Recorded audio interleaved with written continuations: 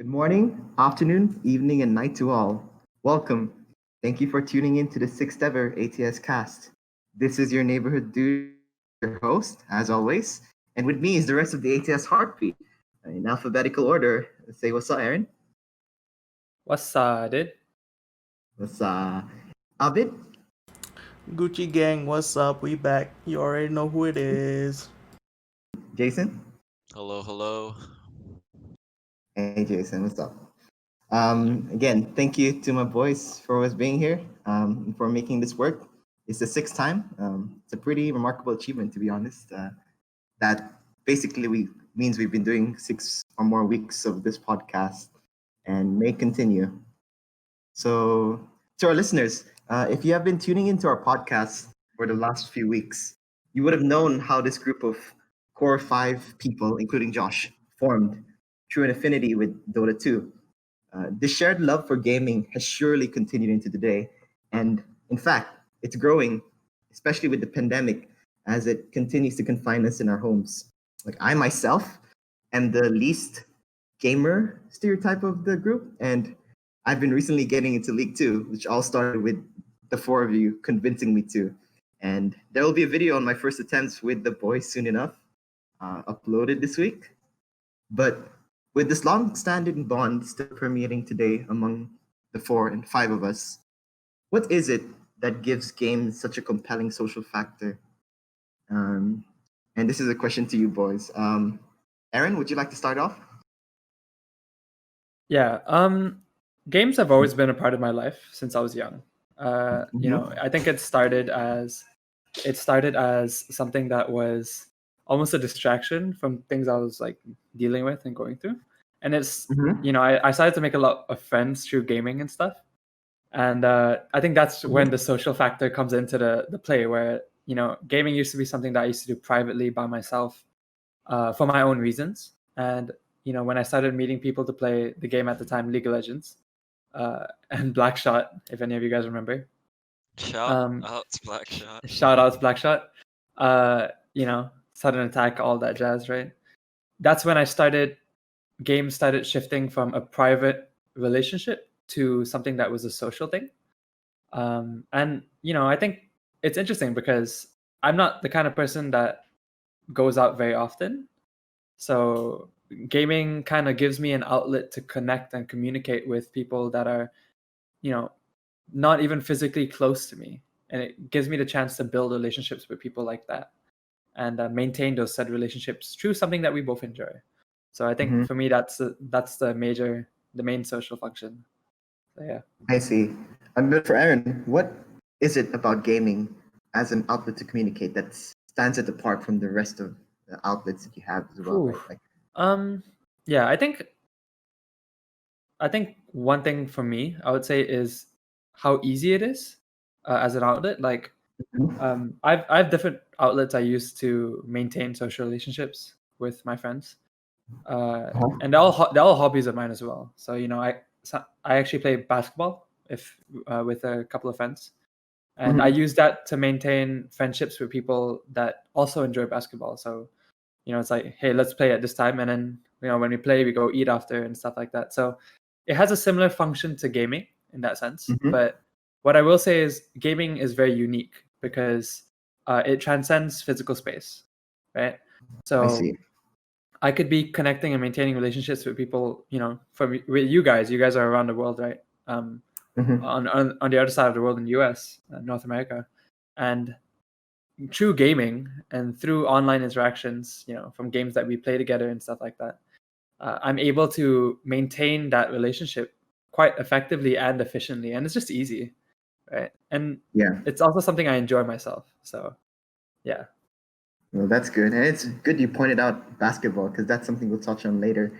Yeah, sure. Um, Jason, what are your thoughts? Why do you think Yeah. it is that games are I such a huge social component? I think Aaron and I have different backgrounds. For me, gaming was really I was not really into gaming until maybe like um I was like 8 or 9 because the only Mhm. games I played back then were like children-based games like or like story games with my family. But I never really got into like gaming on my own until when my cousin introduced me to Counter Strike Online, which is um, one of the earlier versions of Counter Strike. Where graphics were still um, th- not the best, but it was popular. It was a popular game at the time. Then he started introducing me to World of Warcraft and more games like more shooting games and more our role plays game. RPG, is it RPG? Not too sure what's Yeah, the It's RPG RPGs, yeah. role playing games. Yeah, yeah. And from there I think um then I started gaming, taking gaming seriously as like, oh, like this could be also part of my hobby. um like what Aaron said, I think um gaming is like it's very easy to maintain like social relationships through video gaming. Like take my friends, I introduced Abid and Aaron. I didn't introduce Aaron to my friend group in Liberty who also plays League of Legends. It's just very easy to Mhm. communicate with one another. And it's very easy because you have a similar common interest in playing that game, and therefore it makes it less awkward than physical interaction at some sorts. But yeah, I think it's just um easier to communicate, and it's yeah, it doesn't take too much time and so on. Yeah, that's my opinion. I see. So, like the factor that what's about games that makes it so simple is what is keeping games as like the primary source of social conversation. Yes, I Is that think, what you? yeah, Yeah. that is what I'm trying to say. Yeah. Hmm. Because it's so simple, because and through like applications like Discord, and Yeah. back then we used TeamSpeak. It just makes it a lot easier, and just technology just keeps improving day by day, and it makes online communication a lot easier. So yeah, that's That my is interesting. Yeah. Yo, throwback to TeamSpeak, dude. The yeah. good old TeamSpeak has been days. a while, right? Shout out to Yeah, Aaron for introducing. Was it Aaron who introduced yeah, it TeamSpeak? was me. Let's go. Wait, Let's go. nah. Yeah, Whoa, whoa, it was whoa. me, dude. Nah, it was It was me, me. bro. I'ma take Hey, all get that. out of Shut here. up, bro. It Get was me. out of here, dog. Dude, Yo, you're talking on your ass, dude. I'm Don't not, even get bro. Yo, it the was person between the two of confused. us, that's for sure. But Don't anyway, worry it about doesn't it. matter. It No doesn't one matter, using dude. It TeamSpeak doesn't Doesn't matter. nowadays. matter. It Yeah. doesn't matter. Anyway, If you are, you should switch to Discord, please. So, To be honest. Abid, yeah, what Yes, are your thoughts? I'm Abid. You are So, Abid. okay, gaming is a topic that's very close to my heart. Um, I've been a gamer for pretty much my entire life. Uh, what's interesting is my mom brought up a report card from when I was in. It's not even grade whatever is before grade one, so like kindergarten or whatever. And in the report card, there's like we had computer class apparently, and in the computer class, the teacher left a note saying Abid is really good at video games. He's the best in the class. He understands how to use computers really well. I was just like, Wow. that's crazy. It was literally 2 decades ago that piece of paper was printed out and stuff. So I mean, I've been a gamer pretty much my entire life. It's kind of crazy how it is, and some of my earliest memories are of me and my cousins getting together and playing video games, whether that be on our Game Boys or bootleg PS1s, Mhm. um, or our PS or the PS2. It was always a social gathering too. It was because my cousins would just come over and we'd all just play games together, and I think gaming truly adds a different dynamic to the whole social experience because even if you don't vibe with the person too much, at least you have this common interest that you both are passionate about and can talk about a lot, which is what Jason was alluding to. And that's not me saying Mhm. I don't vibe with anyone from Liberty or anything. That's me saying, hey, I don't really know these people at all. All I know them as is Jason's friends at Liberty, but we both play League of Legends. So and we both know what League of Legends is. So like let's talk about League of Legends. And I mean, to be honest, I've built some great friendships over the past 2 years because of that. So I think gaming is a true social experience. It can be a solo experience just as easily, but it is a true social experience that I think is very unique. Mm-hmm. The basic concept of coming together because you have a common interest is, and obviously we can talk about sports and stuff, as I'm sure we will. But Yeah. but video games, I think, it just makes it even easier because everything's digital, so accessibility is much simpler in that sense. So yeah, Mm-hmm. I mean, even as you said, this group fundamentally started because we all played Dota together. So it Yeah. just goes to show really how much games just enable social connections to build. Because we might just start as people who enjoy the game, just two people who enjoy the game, but eventually you could become best buds, literally brothers. So yeah, Uh-huh. it's quite interesting to see. That is Yeah, it's true. good that you uh, pointed out that sort of role that gaming has as a stepping stone for friendships as well. Like, I don't think we're the only case as a group that is formed because of a love, a passion for a game, and that has flourished thereafter. And you're right, gaming does break barriers of the sort that are present in real world interactions. Like, it's a lot harder to communicate with a person face to face as a first starter, as a conversation. But in gaming, when you have a common shared interest, it's a lot easier. And I think I do echo that sentiment.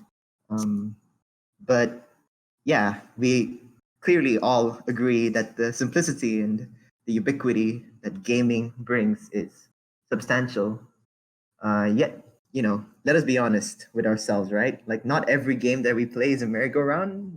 No, it's not every game um, where we just have a happy-go-lucky kind of mood. I feel like that a good number of games is a huge source of stress, especially with the toxicity that other gamers can bring to it. Um, so, based on your experiences, boys, and along with the professional streamers that a few of you watch, because I don't, do games still provide a sense of pleasure and lighthearted entertainment regardless of that? Or have they been too tainted with trolls and similarly undesirable traits? And I'll start off with Abid. Ooh, a curveball to the normal rhythm. I like it. I think it's honestly mentality at that point Mm-hmm. because there will be people who are quote unquote tryharding too much or whatever it is, or they're just they're being stressful and thus toxic and just talking crap to you or whatever it may be, trying to ruin your I see. experience quite essentially. But if you're going in with the mentality that I'm just gonna have a good time, I don't care about what other people think. I'm just gonna have a good time with me and just my friends. Like Mm-hmm. you really won't it won't really affect you too much. But again, it is hard to ignore, right? If someone's just constantly hammering you with, "Oh, you suck. You're really bad.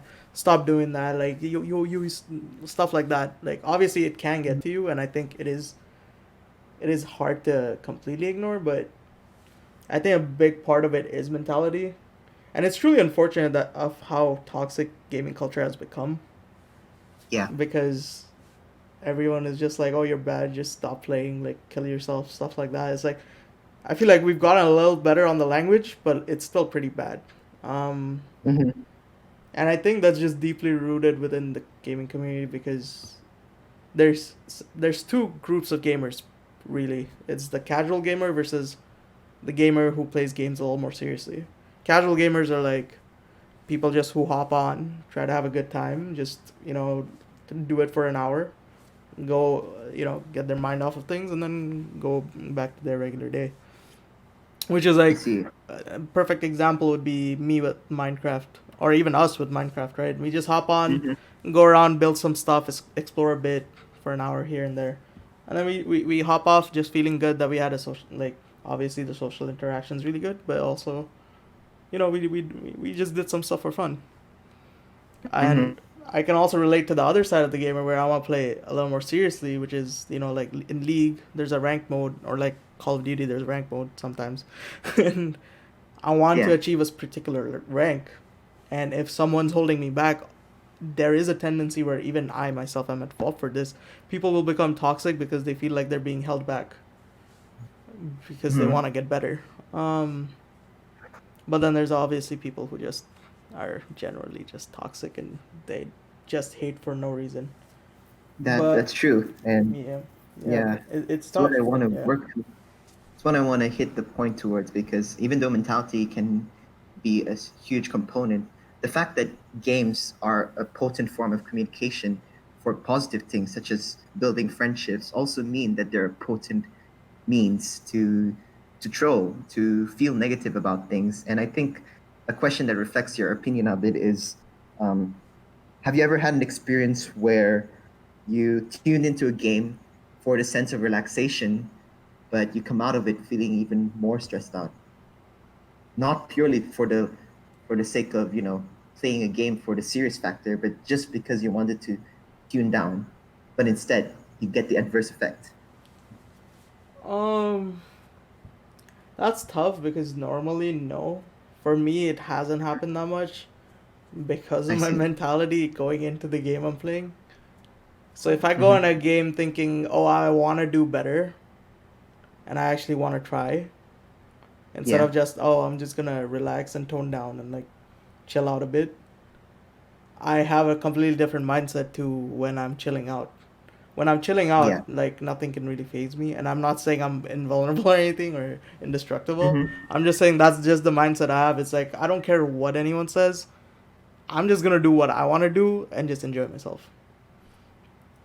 That is a And great mentality to have. yeah, Yeah. and adversely, it's like, I mean, if I'm playing seriously, like I want people around me to be playing seriously. I don't want someone to be trolling or being toxic. Which, I mean, often if you play League of Legends happens. So you just It's report very them and try to get common rid of occurrence. them. Yeah. Yeah, it's common. It's super common in the MOBA community, and it's hard, but it is there. But I think it stems from a want to be better, but people don't meet their goals, so they just start raging and just being a baby. But yeah, again, it isn't just mentality. Obviously, I think people Mm-hmm. it is an inherent problem in some people, but you know it's hard to get over. It's not an overnight fix because it's not something that's Well, you know simple to mhm. fix. It's a mental issue. I feel more than anything else. Well, that's why the insight of MOBA players in particular are more interesting to hear, because the MOBA community is generally well known for the toxicity that in their culture. So Aaron, I mean, you have been the person who's played League the longest in our group. What is your take on the toxicity? Yeah, the toxicity. Hmm. Um, it's interesting because I've I've kind of been hardened when it comes to toxicity online, because Mm-hmm. I've been playing games for a long time, and toxicity, my experience with gamer toxicity, and uh, just ragers and stuff like that online. I was first introduced to that when I started playing Blackshot, right? Uh, People were very toxic in that game. For people that don't know, Blackshot is a FPS Yeah. on Greena, first-person shooter. And when I was playing it, I was pretty young, so I wasn't good at all. So I did get a lot of hate towards me for not being good at the game. And I think that really, at a young age, I had to learn that there are going to be people online that basically try and cramp your style, or there are people online that will hate on you because of um, a certain thing that you do, or you're not doing something good enough. And so when I started playing League and started playing MOBAs and stuff, I was already introduced to that long before, so it never really affected me. So I guess similarly to Abid, it's a whole mentality thing for me. If I go into a game saying that I don't want to take this too seriously, then I won't. But I can't lie. Sometimes it does get to me. There are times where I've turned on League or Dota at the time, and wanted to play a game at night to de-stress from what was going on in my day. And I encounter someone that does not facilitate a de-stressful environment. I'd say this is worse in Dota because Dota had voice chat, and I don't know, everyone was just very Dota was a very interesting space. But in League, I haven't really experienced it that much. I do experience people that are toxic, but it's never gotten to the point where I felt that this is gonna affect me outside of the game. Usually when the game's over, it's like whatever. I played against someone that was an asshole. Fine, I I'll see. move on, right? Yeah. Mhm. So I would say it's never really affected me to a major extreme, but there has been a couple times where I've looked for a safe space in gaming and I haven't been returned with that. So Yeah. to answer your question, yes, there are times where I've gone for de-stress and I've actually come out more stressed sometimes. But yeah. Mhm. Mhm. But it's remarkable that the hardening of the will, you could say, Yeah. when you play a game and you've been used to that nature. And I think, even though that is an amazing trait to have, that Abid and you share as well, and I feel like Jason does too, it only comes when you're accustomed to the gaming nature. I feel like a first-time mobile player would have a harder For introduction sure. to it For sure. because they do not have that hardening Yeah. I phase. I think I think it's definitely very interesting that I know a lot of people that have been playing games are very used to it. So this comes down to the whole conversation of gaming toxicity and use of language, right? That That's true. is when people that play games, people that have been playing games for a long time, we see the use of all this vulgar language. We see the use of all this toxic language and just toxic behavior. We're almost Hmm. so normalized to it that we look at it as something that's should be common, right? if i Yeah. if I'm playing a game and one member of my team is just throwing out slurs left, right, and center, because I've been so hardened to it, it doesn't seem like anything out of the norm for me, and it's unfortunate because I'm sure a lot of people feel this. And Yeah. we've come to a point where people that have played games for a long time, we've started to accept that this is what gaming is, which I truly feel that that shouldn't be the case, right? We Hmm. shouldn't accept that. We should still reject it. um but that comes with the hardening process as well. And like what you said, when a new mobile player comes in, or let's just say someone's looking in from the outside, right? For them, Hmm. it's like they can't fathom how this environment we could call peaceful, or a de-stressing, right? Yeah. Hmm. Because it's true on the outside, if you're someone that's playing the game for the first time or you're a new player, that environment is not healthy. It's not a healthy environment, you know. Yeah. um and lastly, I just want to say what Abid mentioned earlier about the use of the language thing has gotten a lot better. I will say personally, I have noticed myself that things have been a lot more tame online when it comes to the games that we've been playing. I don't know if this is just what I'm seeing, but I do personally feel that people have become a lot more um, quiet when it comes to their toxic behavior. They just don't Uh-huh. speak out about it as much, and that is something that I'm looking forward to see. If it gets better and stuff. So yeah, Maybe the next generation of gamers are more maybe, tuned into internet etiquette, right? So yeah. they're I'm sure they more would be. well. Yeah. And Jason, what is your view on the toxic nature of games? Or as Aaron would point out, the decreasing toxic nature of games, which is a good sign. Personally, when I first played like FPSs like Counter Strike, um, I noticed that similar to Dota, they had voice communications, and that's when I was exposed to it for the first time, and people were just cussing and calling me trash and stuff and everything. I was just really like overwhelmed because like I didn't know people took it too seriously, and when I was just playing a normal game, not in like a competitive lobby or some sort. But I think um they are they when I first started playing Dota, as well. It definitely um, I always went in with the mentality of I want to win, and like Mhm. and and the mentality is saying that okay, I'm gonna be serious because I actually want to try to be decent at the game, you know, even though it's just playing with the boys or I never really played the game solo, so that's why um, I never I never got to experience all these toxicity by myself when I was playing Dota. But then um, I think it's just like when you get random people on your team and they just keep flaming you and they just say like really personal things. They take things too personal. That's when I get like um, very very angry. And there are also times that um I encounter people who again throw racial slurs and they say like the N word or and it's just like really like uncomfortable and it really just demotivates like you from playing the game. And there are people who troll a lot too. So it's just a lot of these factors that really that I was not used to dealing with when I first started playing video games, especially Dota. And most of the time, I would I would leave the game really really angry or really really frustrated. You know, Yeah.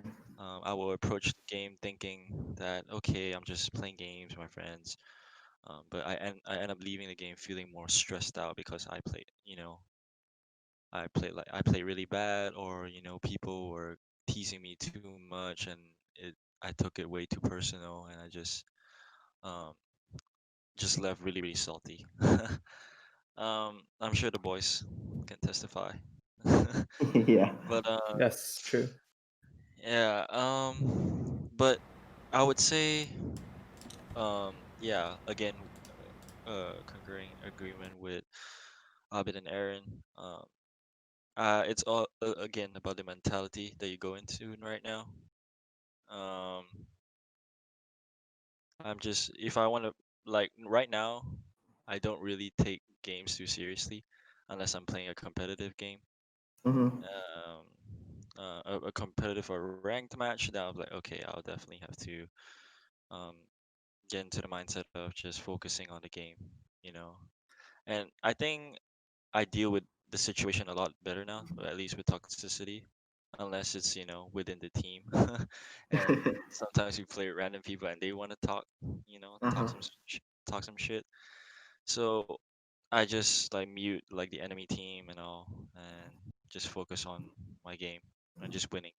So yeah, I see. but to hear Hmm. what Aaron said about the future of that like the toxicity levels are, I think it's I'm not sure if that's for SEA or NA, Aaron. You mean True, the true, different true, true. regions? Yeah, That's also a because factor, and I think that's a I think really. NA itself, yeah, NA itself still is very very toxic, but I can't say for SEA obviously, Hmm. but yeah, just but I think it also depends on the community on the game. At least from what I'm seeing, like FPS games as well, like people are just super super toxic. Uh-huh. um, Yeah, we've yeah. been talking about that shift away Mhm. from high toxicity levels and seeing it lower gradually. There are a lot of factors into that, but to move away from the topic of toxicity, because it is a big factor within games. But I mean, the appeal of games still stands regardless. Um, we're going to explore the feel good games that we currently have. So quickly, what is one game that all of you guys go to for that feel good factor? Um, Abid, and since you've answered the last question first. Um. Ooh, that's tough, man. Right now it'd probably be Fall Guys at the moment. That's I mean the game that Oh, just guys, makes me yeah. feel good actually changes like other month, to be honest. At the moment, Jason and I have been playing Fall Guys here and there, and honestly, that's like a good way to tune out and just be fooling around and having fun, and having a good laugh. Uh-huh. But my go-to, no matter what, would still probably be League. The classic. Yeah, the classic. I just hop on, play a game, try something different, because there's so many combinations in that game. So I just try something that's completely different, unexpected, and probably won't work, but like I have a good time just doing it. So yeah, at the moment though, Fall Guys for sure. I think it's funny and it's a good time. It's just hilarious to watch every time. But yeah. I see. I mean, Jason, do you share the same game? Since Abid alluded to you playing Fall Guys. I mean, Abid first told me about Fall Guys, and I was really intrigued with the idea of when I first saw the trailer. But when we played, it was actually pretty fun, you know. Mm-hmm. So yeah, but I don't. For me, I think it's not Fall Guys. For me, at the game that I always go and really have a good time as Steep. Steep is a snowboarding open world game where you can just, Ooh. you can just snowboard from any mountain ranges from the Alps or from Japan or the Alps or whatever. And it's really fun because you're just snowboarding and you can see the views of like the snows and everything is so peaceful. You can go on skiing, as well as what's that? Is it paragliding? What is it, Aaron? Can you Uh, explain this? parasailing, Uh, paragliding. paragliding. Yes, Paragliding. paragliding. Paradise, There's so many modes you can do. You can even Abid. go on a bobsleigh, and you can Mm-hmm. uh use a rocket launcher to boost you to anywhere in the map. It's so fun. Yeah, Aaron and It I have does been sound playing fun. that. Aaron and I have been playing that back then when we used to um use that game as a de-stress, and it was so fun. We stayed up for a few hours just to wind down after like a tilting game of League of Legends or And I like how Dota. you lit it back Actually to Dota. tilt. Actually Dota. Because we didn't really play League, so I'd say Dota back then. Mm-hmm. But yeah, I see. I would recommend that game for sure. Sound Steep. that sounds like a very de-stressing game. Aaron, what is your Ooh. take? What's your Um. recommendation? Ooh. Let's see. I agree with a bit in the sense that it really depends on the month that we're playing. Like the game of the month almost, right? Whatever you're feeling at the time. Uh, I would say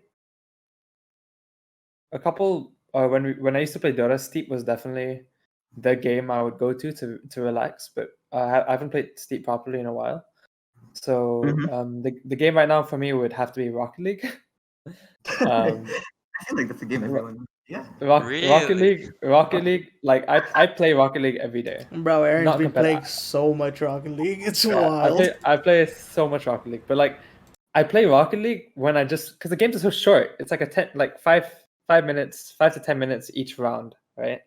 Uh-huh. And like let's just say right, I finish a class and then I have 30 minutes before my next class. I'll just play a game of Rocket League. I just find it so chill. So I stopped taking the game so seriously. And now I literally just go on. I don't read chat, I don't do anything. I just play. And I find that really relaxing for me. And who doesn't love, cars mixed with soccer? Yeah, so Rocket That League would is have such, to be my go-to. that's such Yeah. an out of world combination, to be honest with you. It's football, bro. Ex- Come on, bro. exactly. Oh yeah. It's My football, bad. bro. That That's is it. crazy. Uh-huh. But yeah. I mean, the game that I go to currently is one that you guys introduced to me. That's cool. The card game, cool. Wow, that Oh is wow, so Wait, simple really? yet. Yeah, I think Oh, everyone in our house plays it now online. that's Bro, crazy. that's wild. oh, that's wild Yeah, actually. that's also why I bought premium account on Board Game Arena, but that's another story for another day. But yeah, the amount of choices that we've presented as the go-to game where the boys feel good is just shows that there's such a huge diversity in terms of games that are out there, and I feel like that overwhelms and that subsides all the negative aspects that games bring, because even if you're not attuned to a particular type of game, you do have other categories, other options to explore that might be a better fit for you. Well, That's you true. know, speaking with regards to what makes us feel good, the games that do make us feel good, like one activity that I cherish is sitting down on the couch and just tuning in to watch football whenever it's up. As a Liverpool fan, like the rush that I get seeing Liverpool players give their all in the field with the passion of the fans moving them forward, it never fails to, make me excited. I know that I'm not alone in terms of being a crazy fanatic towards a particular sport, although each one of us, the boys, has different sports that we follow. So, in your guys' view, like, why is following or playing a sport with such a passionate affiliation to a certain team something that people consistently do? And I'll let Jason go first because I feel like we both have the most following sense in terms of football, or as they call it here, In soccer. traditional sports, correct. I agree with Yeah. that. In traditional Um, sports, for sure. so this is a team that we follow, you said? Yeah. What is it that makes following sports such a thing that people do often? Oh, I don't know. For me, at least, I think it was um the availability of the sports to watch it at the time, you know? Um, Mm-hmm. I mean, for me at least, growing up, I was only allowed to watch TV on certain times, and I've and Premier League games would always be at a really weird time. Premier League is a English soccer league, The by English the way. soccer league. Soccer, Football league. yikes. Anyway, Yeah. English football league. Anyway, Sorry. and Yeah. Go on. game times would be at a really late time. So, and at the period I was watching was the 2007-8 season when I was watching Manchester United, and I Mm-hmm. think from there I was like, okay, this team is pretty nice. My dad was always a big fan, and we were always bond together watching sports. And then he would tell me about the players and stuff, and that's how I really got into following that certain team because of when when the when your parents are oh when my dad was watching Man United games every weekend, and that kind of influenced me to following the team as well. Mm-hmm. So as you obviously guys know, Manchester United is my favorite. Um, uh, yeah, I've been following them for a while now, but they're not doing too hot. Haha. Um, but yeah. Do you have anything to add on to Uh-huh. Jude? Yeah, that's interesting. Because as you said, you're a Manchester United fan and I'm a Liverpool fan. Technically, we're direct rivals, Yeah, yeah, Uh, yeah, and I feel like that's one of the things that contributes to the passion, because the passion itself comes from the rivalries and the, yeah, the matches that those rivalries produce. So yeah, yeah. I can understand. It's good that you touched on the family bond, Jason. I feel like that's something. Uh, Sports is one of the first few things that we do as a family, an activity that families use to cultivate the For sense sure. of belonging, right? Hmm. Um, I think like one of my earliest memories is going out to play basketball with my dad when I was still like a relatively young person, and my dad wasn't with me like the entire time because we were in different countries. So yeah, that's a good insight, Jason. Aaron, what is the sport that you play, and if so, like what draws you to that particular sport? Okay. All right. I've only recently gotten into it. to be honest. It is basketball. Mhm. I've always kind of had a certain inclination towards basketball because my dad is a really big basketball fan, and ever since I was young, we used to just play together. You know, not properly, but just we used to just play something called horse, which is just a shooting game in basketball, and it was kind of, my dad was always into it, and he was always a fan of the Mavericks, the Dallas Mavericks, in the NBA. Oh boy, But yeah. yeah, but I've only gotten into basketball. I've only built my personal relationship with basketball over the past 2.5 years or 3 years, I would say. Because the friends I met in Sunway in my university, um, we all had a common interest, which was basketball at the time. And Yeah. we all started playing basketball, and they started teaching me how to play. And naturally, as I started to learn the sport, I started to be interested in the sport competitively. So I started watching the Mhm. NBA, and and watching competitive basketball is really entertaining. Actually, right now the Yeah. playoffs are going on, and it's really entertaining. And I've never really had a connection with sports up until like now. I've never watched football. I've never watched basketball before. It's sports has never really been a big thing for me. The first thing I really got into when it came to watching competitive games online would have been esports. But for the actual first sports, traditional sports that I got into, basketball was the first, and I'm really enjoying it right now. So yeah. I see. I see. I mean, so you haven't had that same passion for sports as we did, like growing up. So it's been a new Not thing at for you. all. I didn't know anything about sports. I tried to get into football before. Well, now I that you've don't. experienced it, did you feel like you missed out on things? Do you feel like you Um, missed out on your passion, or is it the just something that comes up with growing up? What I will say is I feel like I missed out on a lot of potential social interactions I- because growing up around me, everyone was so invested. Sports is just the one thing everyone is like kind of invested in. Mhm. You walk into a room, you could talk to half of the people in the room if you know sports. That's just, that's what I've noticed. I Everyone see. either talks about football, basketball, whatever the case is, right? And I Yeah. feel like I missed out on a lot of social interactions because of it. Because I was the guy that walked into a room and didn't know what the hell was going on when it came to what football team was playing or what basketball team was playing. Uh-huh. So I definitely feel it now that like I'm a lot more interested in basketball. There are people in my life that I'm talking to a lot more because we now have the common interest in basketball. And I feel like it would have been interesting to see how the relationships in my life would have been different if I was more invested in sports at a younger age. I I feel like that see. would have been really interesting to Well, the fact that consider. you're thinking about it is just shows how much of a social component sports is as well. For sure. Yeah. Yeah. Mhm.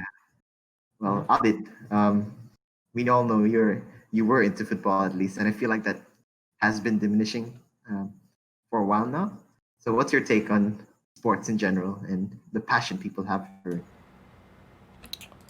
Well, it's interesting. So, sports has been a thing in my life for pretty much since I can remember. I pretty much played all the major sports at some point.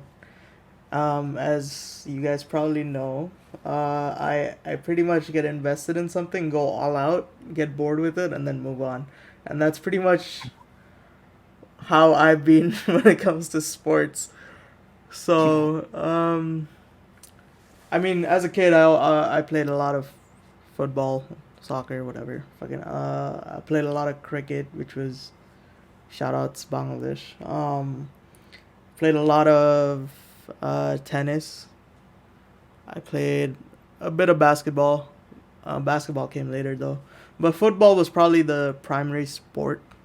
Not only of the country and everything, but even mine. Like I just enjoyed it, even though I wasn't the best. Um, I just enjoyed playing it, like kicking around a football. It was one of the only things my dad and I actually really did when he was around, because he travels for work a lot. But those are good memories, and my cousins were actually big fans of Man U or Manchester United, whatever. But shout out to Jason, I guess. But they were they were big fans of Man U, so I followed Man U quite religiously almost for a while. And although I wasn't the biggest fan of the team or found myself affiliated with the team that much. I did enjoy watching it, and it's a good sport to watch. But then after moving to Malaysia, I realized I was pretty decent at basketball, or like decent for our age group and in our school at least. I just played a lot of basketball with everyone. That's how Jason and I really got close, or we even became friends. We That's true. just played Uh-huh. basketball anytime we could find, whether that be during PE class or lunchtime or whatever. Um, I always was naturally affiliated with or affiliate myself with the Lakers purely because while I was a kid, I actually watched all those games with like Shaq and Kobe and all those guys, Kobe. and just Yes, the man. glory days, and just watch the Lakers. Um, Yeah. Although that's different now. I don't think I really watched traditional sports that much besides football. I remember there was a phase I had from 2013 or 14 until like probably 2016 Mm-hmm. where I was just a religious Arsenal fan, as Jude was alluding to. And I was a religious. I really followed Man U before then because my cousins were fans. This was the first time I picked a team because I liked the team. Um, and I was a big Arsenal fan. Kind of bought a lot of Arsenal merch. I had all the Arsenal players on FIFA and all that stuff. Like it was crazy. And I Mm-hmm. followed the football scene very religiously. Like I would have updates on who's transferring to where, what's going on in this league, that league, whatever it may be. I Yeah. had I had the know, but I mean, I still to this day I enjoy watch. Like I'll watch the World Cup. I watched every World Cup since 2010. The World Cup is probably the only thing I'm invested in terms of football. Mostly because I feel like I've lost my interest in it. As I said, I'm a person of phases. So yeah, that's my take on football. Basketball, I mean, after moving to Toronto, and we won that fucking shit last year. You know what I'm saying? Raptors, let's go, baby. I'm a Raptors fucking fan now, but I find myself affiliated with the Lakers. But yeah, I mean, I'm a Raptors fan now. I watched a bit of last season, some of this season. I don't follow it religiously, but I feel like traditional sports in general, I've stopped following that closely. I used to Mm-hmm. follow mostly to try and get better because the easiest way to get better is just watch what the pros do, right? What Yep. they're doing on TV is what you should be trying to do on your home court. And by home court, I mean just the court down the street or whatever. So I had those phases. So as I was saying, when I used to play tennis, I used to watch a lot of tennis. So I used to watch like Federer versus Nadal. I think it's still hype to this day. But like I watched all their series. I watched all the U.S. singles, women's, men, whatever. Like all the fucking tournaments. I watched all of them. But I don't Mm-hmm. know. I'm the type of person who just I feel like I have an interest in something for a short amount of time, and I'll go all out. And then once I'm done with it, I just move on, which is where the football diminishing thing comes from. The one thing though, as Aaron was saying, like esports is a different, obviously subset, but I feel like I've been in esports for a while and I've never really lost interest. And I think that's also because I play those games all the time. And I feel like accessibility is also a big part of it. Because I think I mean like video games all I need is a computer. Whereas if I'm trying to play football, I need other people to play with. I need a field or whatever, or a court or whatever it may be. Basketball, same thing. I need to find a place with a hoop and Mm-hmm. stuff like that. I think video games are just more straightforward. I have a fucking computer. I just boot up League of Legends and play. So it's Yeah. easier to stay in the scene and still be affiliated. And I get it's kind of hard, but to explain. But yeah, sports has always been around. I'm a big sports guy, and I'm very competitive. So it just goes hand in hand, really. Esports was bound to come up, right? Like Had to considering be, bro. We're talking traditional the sports. intersectionality we have between games and sports, but those are our primary two topics of this podcast. So Of course, like Yeah. it's such a unique middle ground. The competitive scene in esports is proliferated to such an immense scale right now. Here are the numbers. So, according to Business Insider, there are 600 million people, 600 million viewers that are regular attendees of esports, esports events, and the industry itself is estimated to be $1.8 billion in total by Sheesh. 2 years. It's a crazy amount, and we also know that X Games has incorporated certain esports games as a part of its environment, right? So, Yeah. in Yeah. simple words, like what has led esports to be as big as it is? It's it, it's mind-boggling, so especially for a person who's not really invested in esports like I am. Yeah. It's crazy to see the industry just blow up completely, over the Mm-hmm. past decade. Yeah. I And I see. feel like with the whole COVID, pandemic thing that's going on right now, Mm-hmm. it's definitely shown like the effectiveness of having like electronic sports, in the sense that in countries where traditional sports couldn't be run due to pandemic measures and this social distancing and stuff like that, I feel Mm-hmm. like esports has kind of taken the forefront of things to watch now, in the sense that esports are still running. People are playing from their homes. People are playing competitively still. We have, for example, League is still hosting its LCS, the North American competition, the European competition, and they've just had to transition through doing it from the respective houses and stuff like that. But it still works fine. Yeah.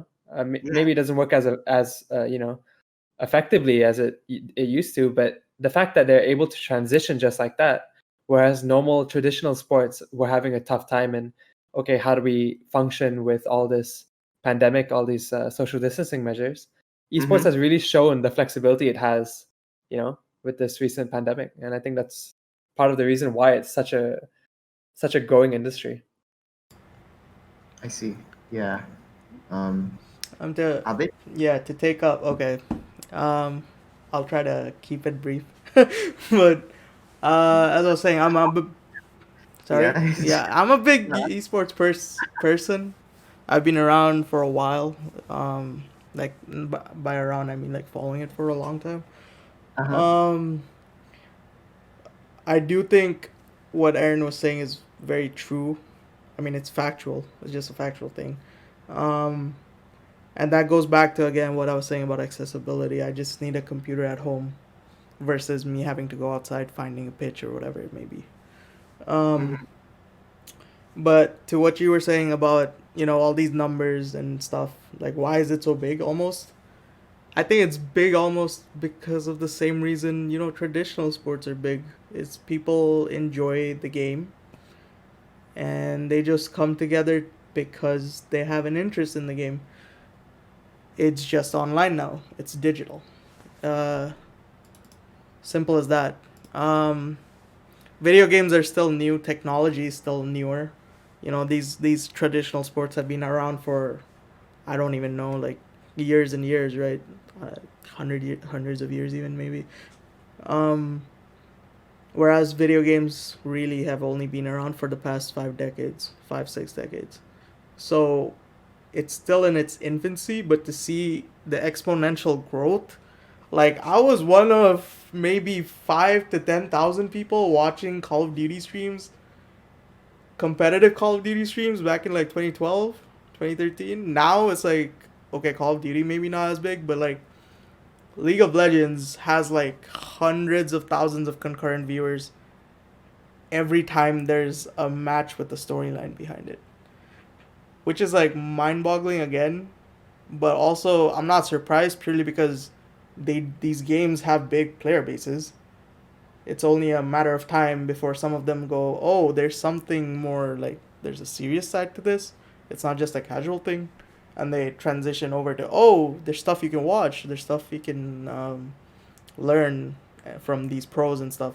It's the same concept from traditional sports. It's going from me and my dad in the backyard kicking a football to each other to me, going back to the TV and being like, oh, that's how he curves the ball. That's why he passes to that person, stuff like that.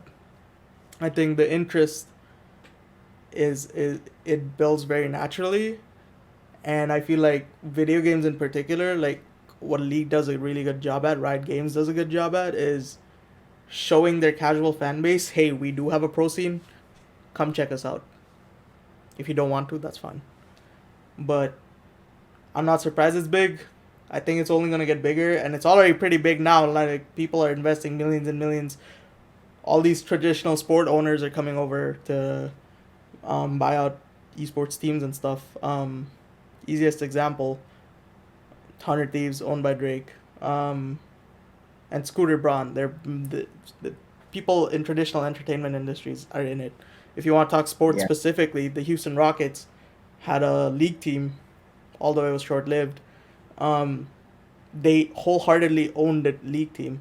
The Golden State Warriors, they have a league team that is operating to this day. They're called Golden Guardians, and the Golden State Warriors actively market it. Although they're not doing too hot in the NBA now, but you know what I mean. Yeah. It's easy to see this transition happening, and to see it continually growing. And I don't think there really is an obstacle to stop it from growing, because we've seen how bad it can be, which is, 10 people in a 5v5 show up to someone's house and they use a really shitty webcam to just stream the players, and someone just sitting on the side looking at a screen and just shoutcasting it, to now like millions of dollars worth of production with proper video cameras, proper graphics, CGI, stuff like that. It's interesting. It's fun. I'm glad I've been a fan for a long time, and sky's the limit. The sky's the limit with esports. Or do you think it was inevitable? The right? I feel it is, and it was, yes, because as I was saying, people will, at some point, some people will start taking things more seriously, and looking to it more competitively, and being like, maybe I can be better than than the rest. So that natural build up is I feel, yes, very inevitable. Inevitable. Yes. Yes. Yes. Interesting. Yeah. Sorry, could I just add on one thing to Go ahead. Abid's point? In regards to, you're talking about the numbers, whether it was foreseen to have this kind of explosive growth. And I personally feel that, not just biased from the fact that I played games since young, and I've always thought about it, blowing up and stuff.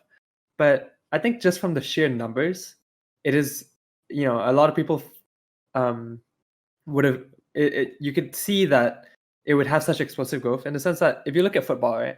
Football is deemed one of the world's most popular spectator sports, right? By a large margin too. The amount of people that watch football if not globally the most. it's the World Cup was watched by 600 million people worldwide, and could be more as well.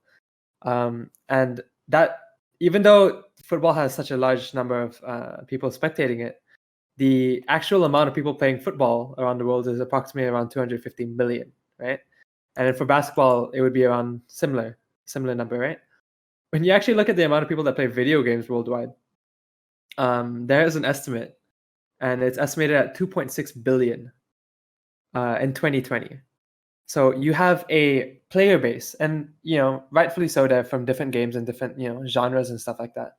But you have a foundation with such a large player base that it is no surprise that any one of these games, out of the billions of games that we have there, any one of these games has the potential to become something that is competitively watched, right?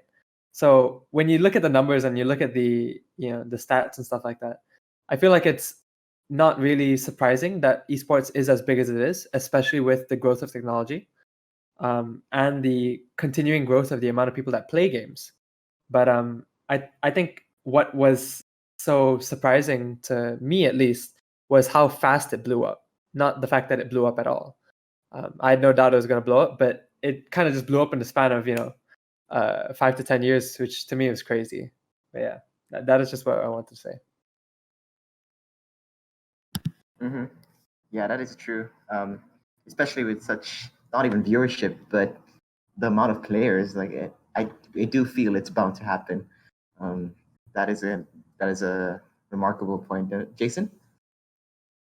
Yeah, I think personally esports is only gonna get better and gonna get more exposure. Again, sky's the limit for the industry because I mean, I I did a recent study on this as well. You know, even some universities are implementing esports as a like a club or something, and you know, kind of like how traditional sports like NBA allow them to play competitively against other universities and then go pro.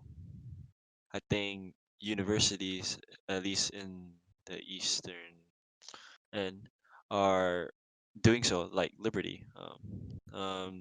I was actually part of their esports organization when it first started, and from the last time I've heard of it, um, the organization now has more than teams of every single popular game that's in the esports scene right now.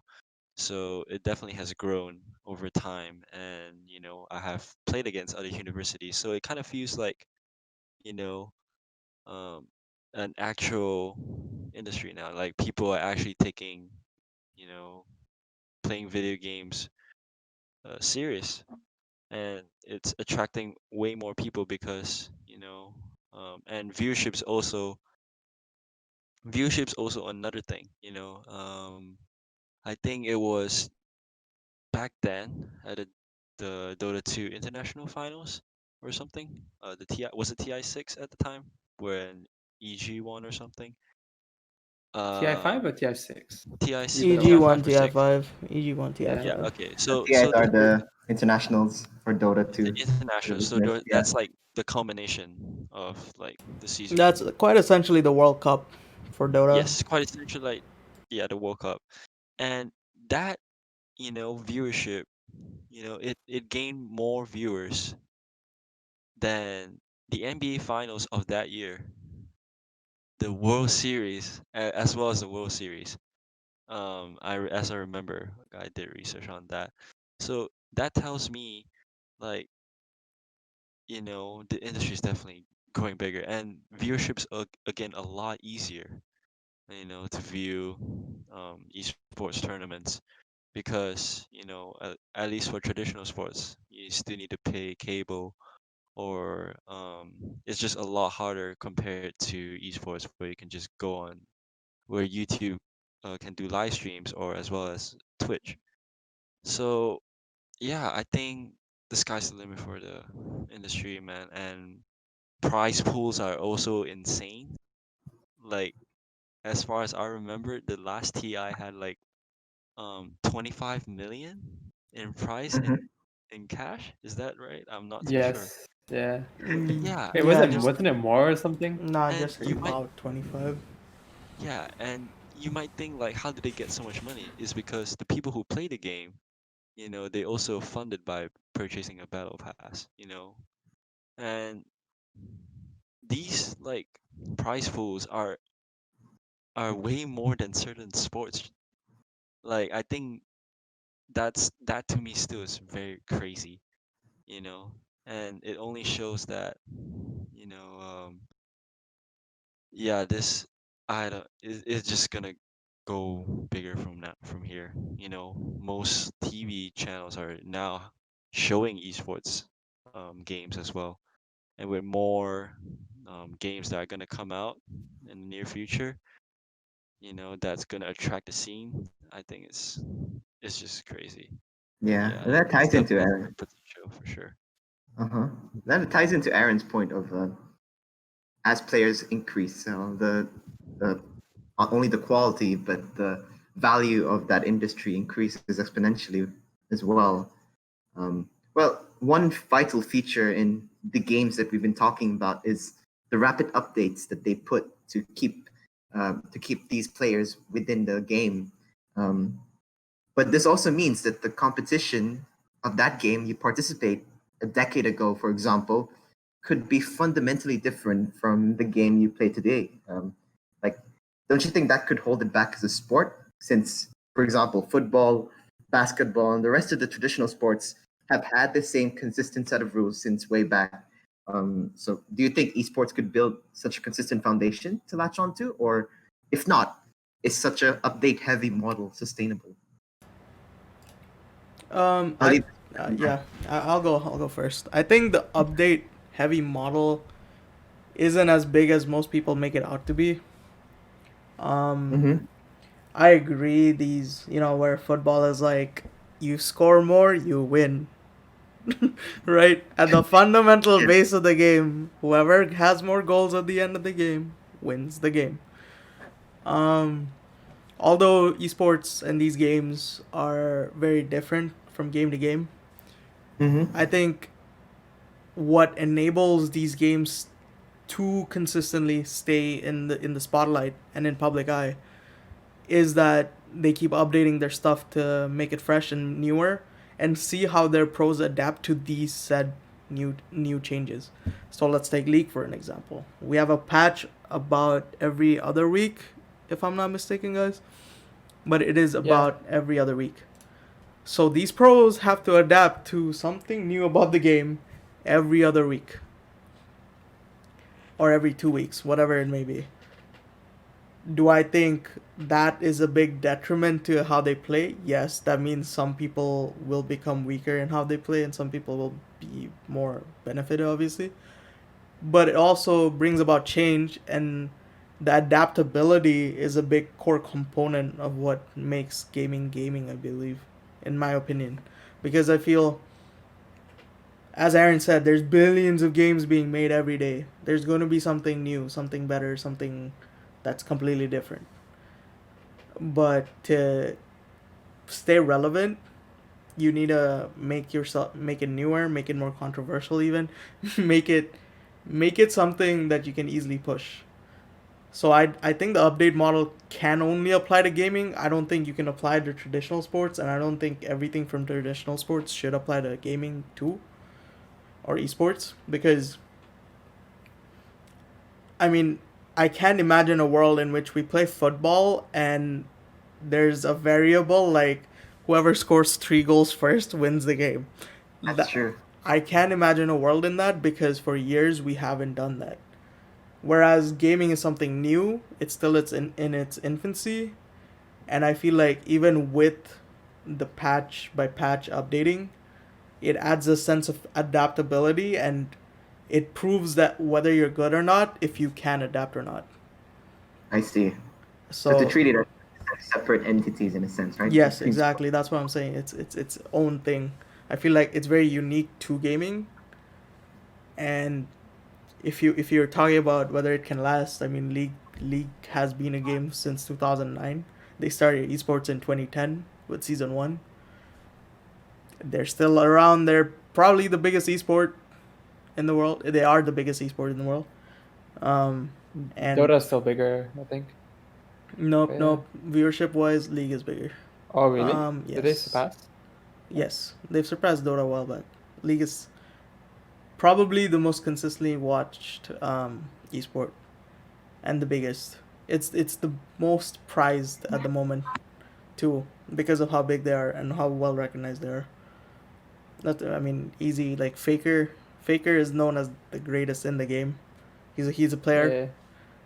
Yeah. Um, but like everyone across esports knows who Faker is, and off more often than not, everyone in gaming knows who Faker is, and that just proves like how big esports really is and how big it can become, and it's just gonna keep becoming.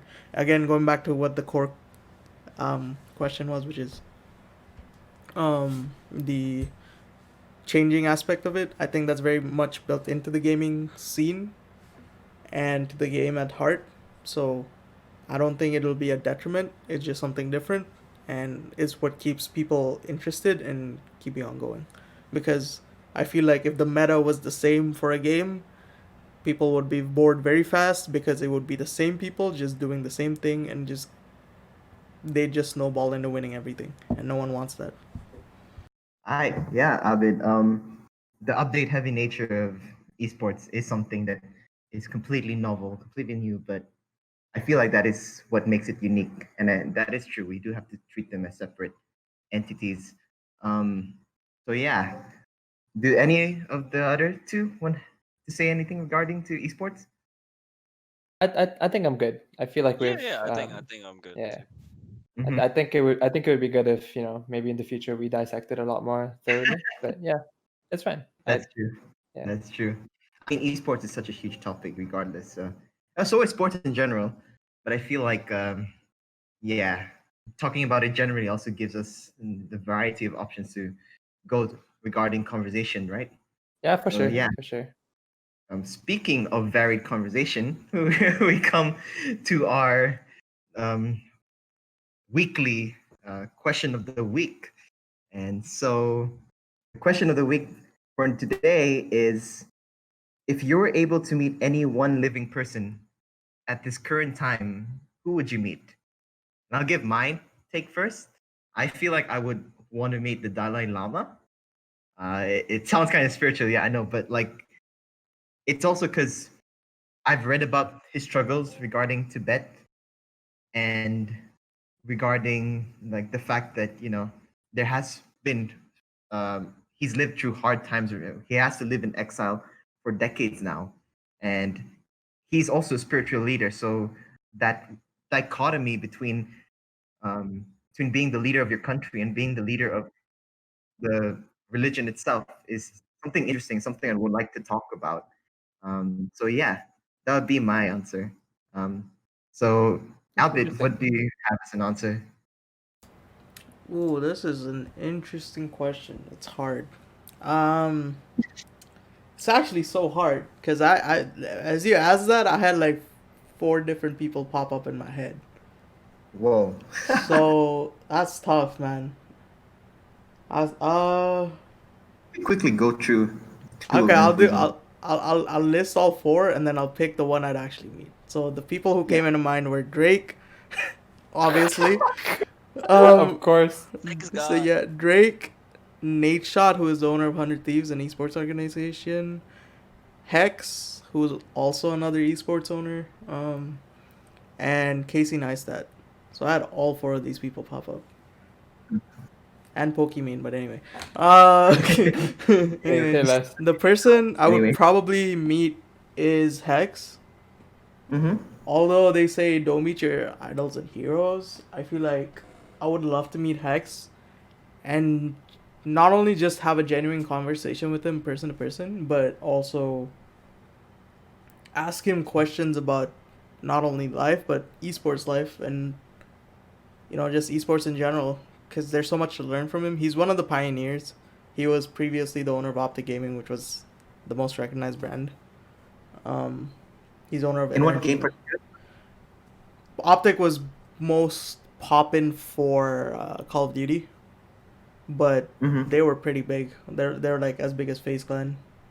I Um, see. and now he's with Energy, and they have a bunch of games. Anyway, I would just love to have a conversation with him about esports and what the space needs and what he thinks of the space. Just do this podcast basically just with him. It would be fun, a one-on-one. I feel like it would just be cool to hear about. So yeah, that was probably my answer. Picks, yeah. Aaron? Interesting. I've never really. I don't actually have any people I follow, like, in the sense that I don't have anyone that I would want to meet out of personal, you know, out of something personal.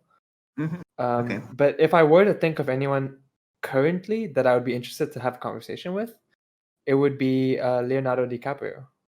Um, Oh. Oh yeah, dang. How was yeah. That's crazy. That's crazy. I feel like he's.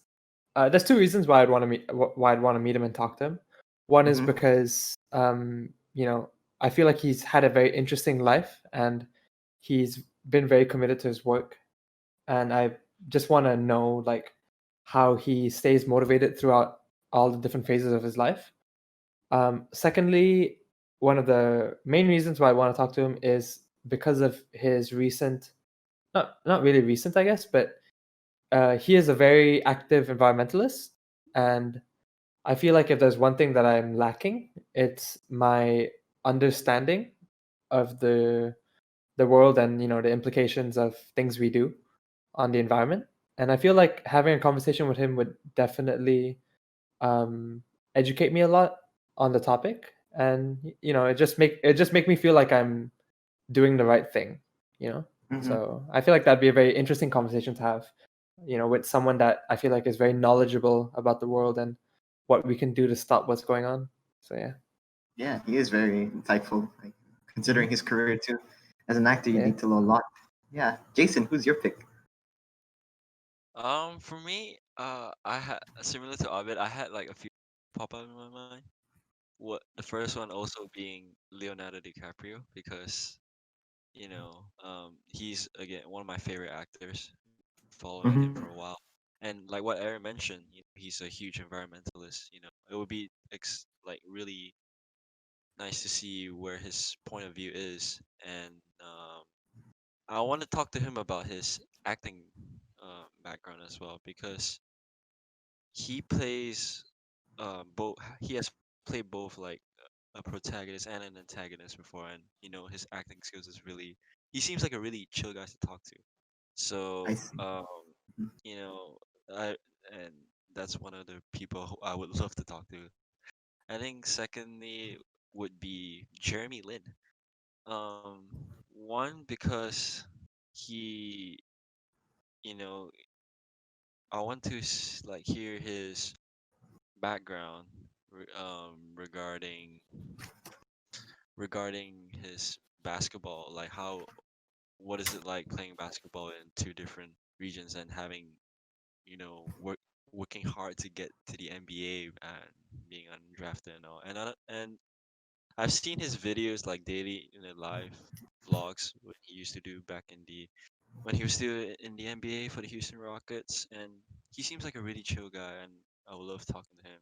And also one of my favorite players, mainly he's In the one of the NBA.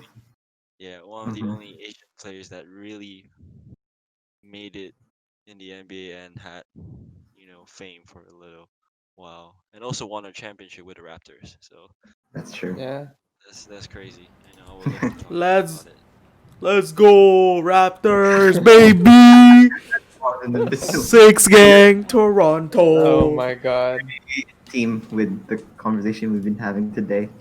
Yeah. Uh, yeah, and And the since last. Abid, sorry, Jason? Oh no, sorry. I'll just make it quick. Then the last guy I would love to talk is Sir Alex Ferguson. Wow, Um, that's two sports icons. yeah, Mhm. because you know about about his managing styles, and I feel like we we click on um some topics as well because I've seen like his interviews and his like locker room um videos with the team. He's very down to earth guy, and gets serious. And when it's like serious, he's very serious. But when it's like chill and everything, he seems like a really chill guy. So yeah, Uh-huh. those That's are cool. the three. But yeah, if I were to pick one, I would definitely pick Jeremy Lin first for Yeah, sure. as I mentioned, very in theme with this conversation. Is there? Yeah, well, Abid, since you pointed out Drake as one of your choices, why don't you start us off with the songs of the week? Hey, yeah, hey, yeah. Yo, first song, how appropriate. I love that everything's connected. So first song recommendation of the week is "Laugh Now, Cry Later" by Drake featuring Lil Dude, Durk. that was mine. Oh, what the Dude, hell? That I know what you want, bro. Yo, Drake's Jack my back, shit. baby. Yo, he Dude, Jack my dropping shit, dude. Jack, Dirk dude. Dirk carried the song. Hey, man, we can share Dirk, songs. Dirk really hyped that song. Like, yeah, for sure. Dirk really added a different element. Yo, but Drake's back, baby. Yo, let's go. Sad boy anthem, but not really. But anyway, it's a great song. Honestly, it's probably his best song Wow. since More Life probably. That's what I would say. I mean, Yo, what do God's you mean plan God's was plan, bro? God's plan was God's hype, plan. but God's plan. it wasn't I mean, probably God's plan then. Yeah, I would say probably God's plan. But that was probably his best song since then. I mean, this is. Um, Really good song. The vibes are there. I think pretty much anyone can just listen to it and enjoy it. Um, but yeah, good vibes. Six God is back, baby. You already know.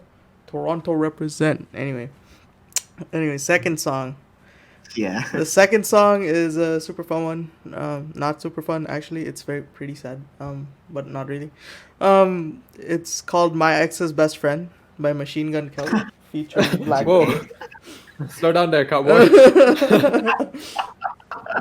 Yeah. It's a great song. I love the transition that Machine Gun Kelly is making from rap to a more pop punk alternative style, Hmm. and all this stays somewhat true to what R&B and rap has become. And Black Bear doesn't miss, so the song's amazing. Um, Interesting. the Yeah. the lyrics are somewhat somber and a little sad, but like, hey man, it's easily relatable. And I swear to God, I never fall in love. You know what I'm saying? Anyway, those are Uh-huh. my two song recommendations. Take it away. Whoever's next. In alphabetical order, Aaron. Okay. Since Abid robbed my song of the week at gunpoint, um, I have to come up with a new one. So my first song of the week would be. I didn't know there was a song called Hmm. Okay, not straight. My song of the week. My first one would be "She Think" by Buddy and Kent James. Um, I don't know how to explain the song. It's just a mood. It's about a guy saying like, after she saw what I have and what I got, that my chains, my car, uh, you know, my views. Now she thinks she loves me, and I think it's just a vibe. It's like kind of calling out someone for not loving you for who you are. They're loving you for what you have, and I think that's it's a big mood.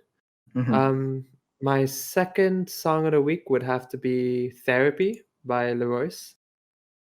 Um, I think this is a really nice song, Leroyce and the Damn, I Loners got Club. robbed too. Yeah, it's a really nice song, and the hook is just basically saying that you need therapy, which is like true for all of us, right? Um, I just love the song. It's really nice, and it has a nice. I feel like it has a nice message to it as well. So yeah. Well, yeah, it's been a consistent theme that songs are being robbed. I guess that's reflective of the shared love that in music with different four of What? us. True. Jason? My first song would be "Play Fight" by They and Tinashe. That song is such a fucking vibe. Shout outs, of it. He was playing it and like on a queue one day. I was like, oh, it's a very vibey song, and yeah, uh, Tinashe's vocals really bring out the song. It was very pop funk, just a great car ride song. Second one, because I was about to say Leroyce as well, but Therapy by Leroyce, but Uh-huh. it's a good song. But I would have to go with um, let's see, okay, how can I love the heartbreak? You're the one I love by Akumu. Oh, by Akumu. Um, I listened to that too, yeah. yeah, I think that song hits different. The lyrics, the lyrics doesn't s- it's not too sad boy, but I just love the calming, you know, piano, and Soohyun, the lead vocalist. Her vocals are very angelic and really hits you in the feels when you hear the song. So Yeah. yeah, I recommend listening to that for sure. That's my recommendation. Uh-huh. My two song recommendations of the week are pretty interesting. The first one is Before You Go by Louis Capaldi. The vocals are on point, and it's the type of song that I usually vibe to since I'm typically like into soul in general and soul pop. And the second one is Pastime by Past Life, sorry, by Trevor Daniel and Selena Gomez. Um, it's a weird intersection of I don't know, music that I used to not really enjoy and music that I really enjoy. And I feel like just it's a reflection of the way my music tastes have evolved as I've been growing up. So yeah, um, with that, it's a wrap. Thank you to the 80 Boys for being here. And to you all, thank you once again for tuning in to the sixth ATS cast. This is your neighborhood dude, Jude. And as always, take care. Ciao. Ciao.